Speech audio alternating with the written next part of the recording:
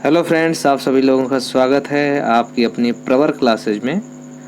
आज हम देखने वाले हैं विज्ञान के 20 महत्वपूर्ण प्रश्नोत्तर, जो कि विज्ञान के 20 महत्वपूर्ण प्रश्न का ये दूसरा भाग है। अगर आप पहला भाग नहीं देखे हैं तो डिस्क्रिप्शन बॉक्स में उसका लिंक है, उसे जाके आप ज़रूर देख लें। तो चलिए इसको शुरू करते हैं। पहला प्रश्न देखते हैं। पहला प्रश्न है, पक्षियों के अध्ययन के विज्ञान को क्या कहते हैं?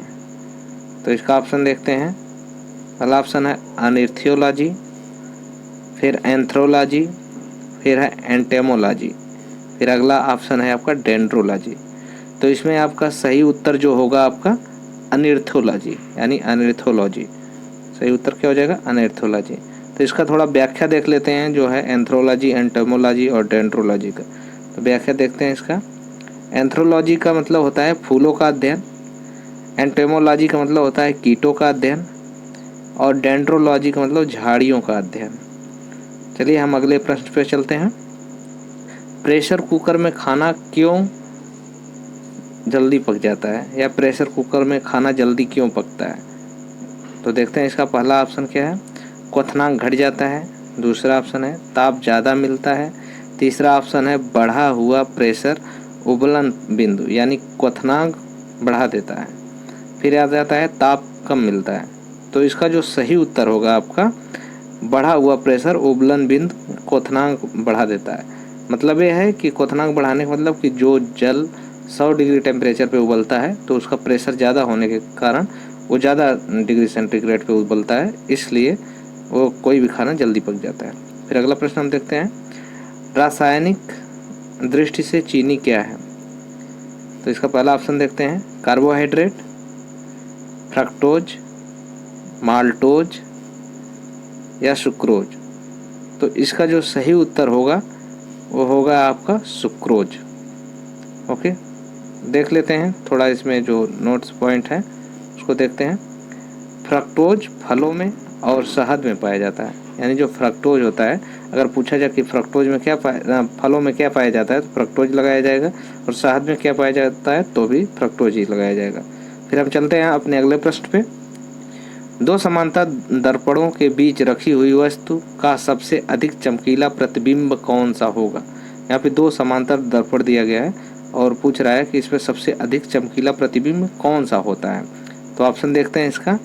अनंत पर, दूसरा ऑप्शन है तीसरा तीसरा ऑप्शन है आपका दूसरा प्रतिबिंब, और अगला ऑप्शन है आपका पहला प्रतिबिंब। तो इसमें जो सबसे अधिक चमकीला होता है तो जब एक बार रिफ्लेक्ट होके जब कोई चीज़ आएगा तो होगा, यानी कि इसका उत्तर जो होगा आपका दूसरा प्रतिबिंब, यानी कि सी वाला ऑप्शन इसका सही होगा।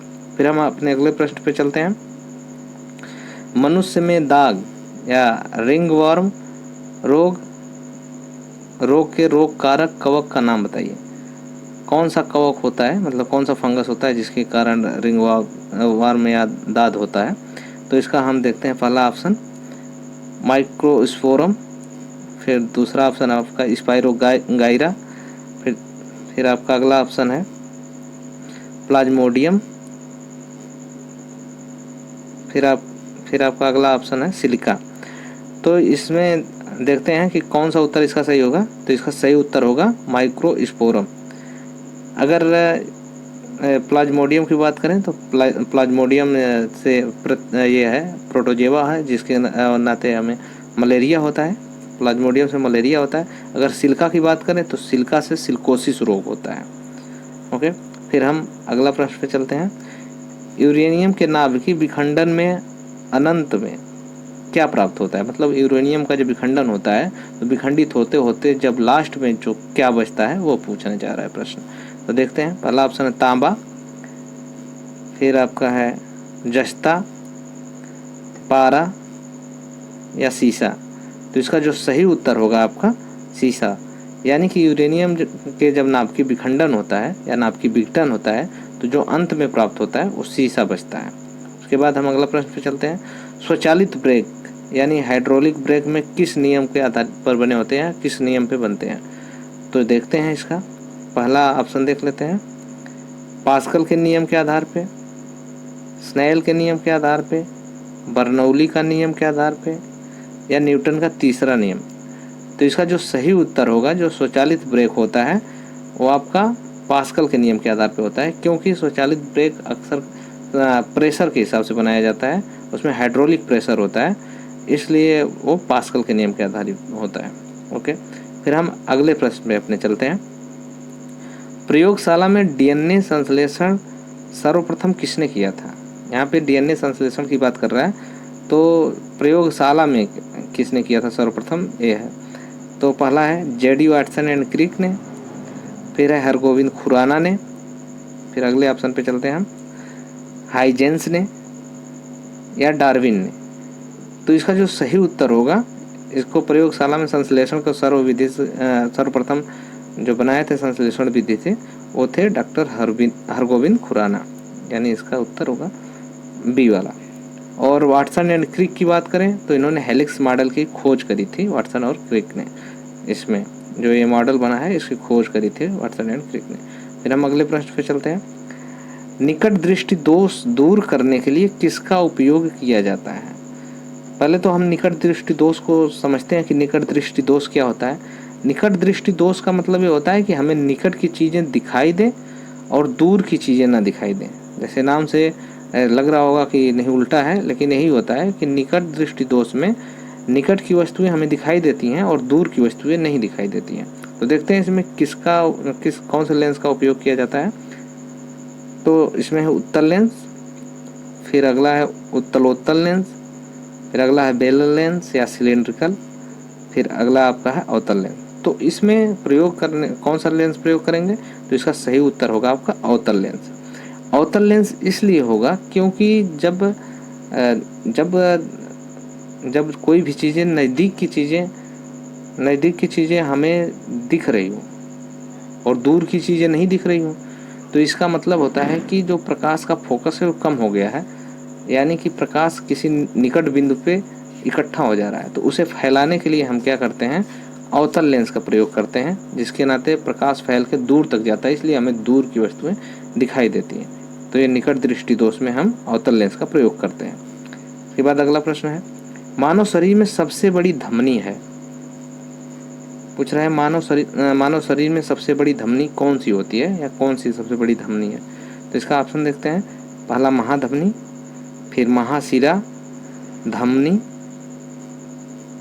या आपका है इनमें से कोई नहीं। तो इसका जो सही उत्तर होगा, मानव शरीर में सबसे बड़ी धमनी की बात करें तो नाम से ये स्पष्ट है, मानव शरीर में सबसे बड़ी धमनी महाधमनी है, यानी इसका उत्तर हो जाता है आपका महाधमनी। ओके, इसका उत्तर हो जाता है महाधमनी। फिर हम अगले प्रश्न पे चलते हैं। शरीर के किस अंग में आयोडीन संचित रहता है? तो इसका पहला ऑप्शन देखते हैं। थायराइड ग्रंथि, एड्रिनल ग्लैंड, पीयूष ग्लैंड, या इनमें से कोई नहीं। तो अगर कहा जाए आयोडीन संचित रहता है किसमें, तो इसका जो सही उत्तर होगा आपका, ऑप्शन ए थायराइड ग्लैंड, यानी थायराइड ग्रंथि। और पीयूष ग्रंथि की बात करें तो पीयूष ग्रंथि ये मास्टर ग्लैंड भी कहलाती है। उसके बाद हम अगले प्रश्न पे चलते हैं। सबसे हल्की धातु कौन सी है? तो इसका देख लेते हैं ऑप्शन। पहला है लिथियम, ऑस्मियम, ब्रोमीन या ऑक्सीजन।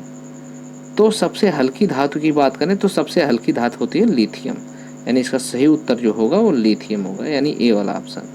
और ऑस्मियम की बात करें तो ऑस्मियम सबसे भारी धातु है।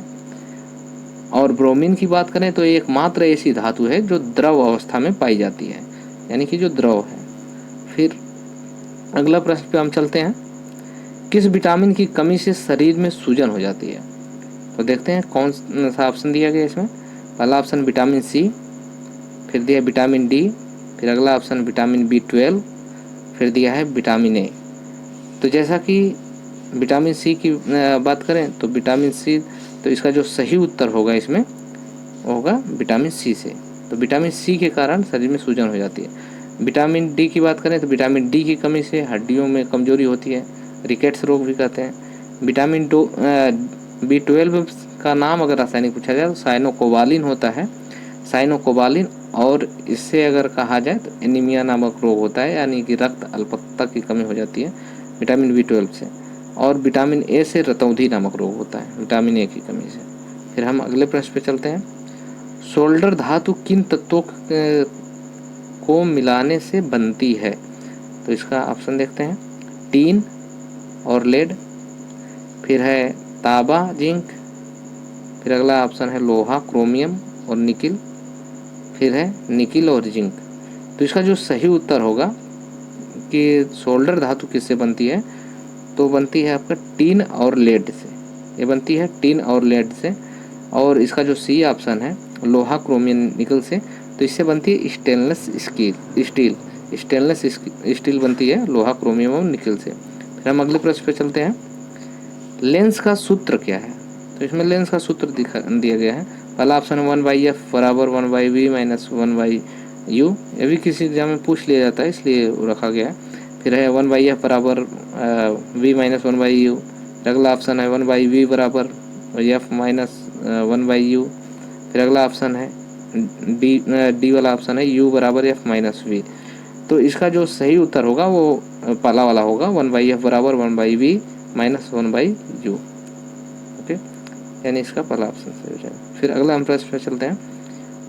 प्रोटीन का पाचन किस एंजाइम के द्वारा होता है? तो इसका ऑप्शन देखते हैं कौन सा ऑप्शन है। पहला है पेप्सिन, फिर ट्रिप्सिन, फिर इसके बाद है टाइलिन, फिर इसके बाद है रेनिन।